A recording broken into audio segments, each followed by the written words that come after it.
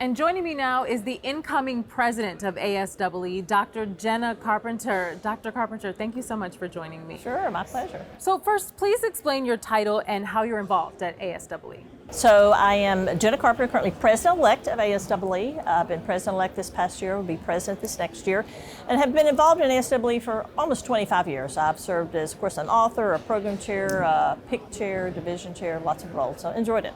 What was your motivation to run for president of ASEE? Well, it gives you a platform, an opportunity, a voice, right, to speak up for things that we ought to be doing in engineering education. I'm a founding dean of engineering, so doing a lot of innovative things in my day job. And of course, we have many ASEE members and institutions doing the same, but just a chance to give a voice to and advance those sorts of efforts. How will that motivation continue in your role as president?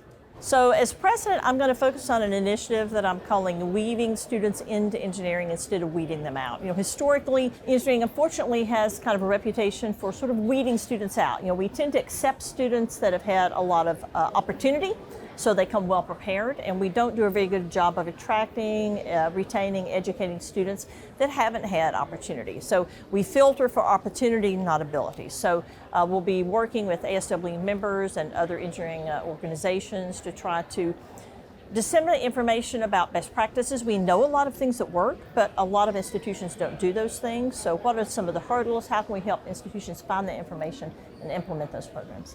What is your mission as ASEE president? If you look at the students we've historically attracted in engineering, they continue to shrink as a percentage of that population, and the students that we've struggled to attract are growing. So we simply have to figure out how to attract, retain, and graduate a much more diverse cohort of students. So that's my mission.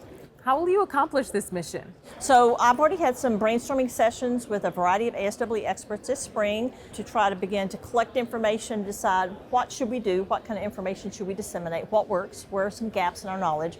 We'll be partnering with the Engineering Research Visioning Alliance to do a listening session with students. And we're working with the National Academy of Engineering and hopefully going to have a conference this fall to begin to convene people to sort of flesh this out and then develop a proposal and engage institutions in doing exactly that. What are some of the primary issues in engineering that you're working to solve?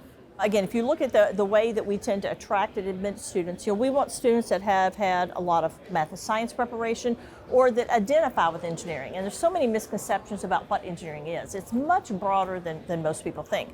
But the average person, you know, doesn't get that. There's still a lot of biases and stereotypes about who can and can't do engineering as well as, you know, what engineering is. So trying to combat those because they're society-wide is really, really challenging. So trying to get the message out about what engineering is, who can do that, and they get institutions to change how they admit and educate students so we attract and educate a much broader spectrum of students, not those that just walk in really well prepared.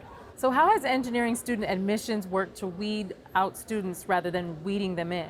You know, a lot of times institutions expect students to have a high level of math and science prep in high school. You know, I came from a rural high school. My school didn't offer calculus. I could have taken it if I wanted to. So there are a variety of reasons why students might arrive underprepared.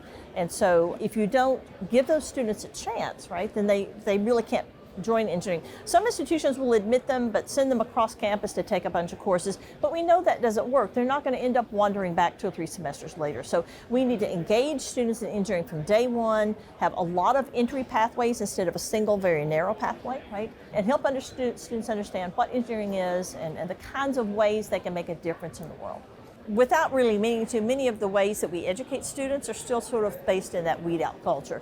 A lot of times the curriculum is very competitive, things go very, very fast, students don't have a lot of chance to learn. A lot of institutions still use a lot of lecture and theory rather than hands-on, which gives students a chance to understand what they're really doing. So all of those things sort of weed students out.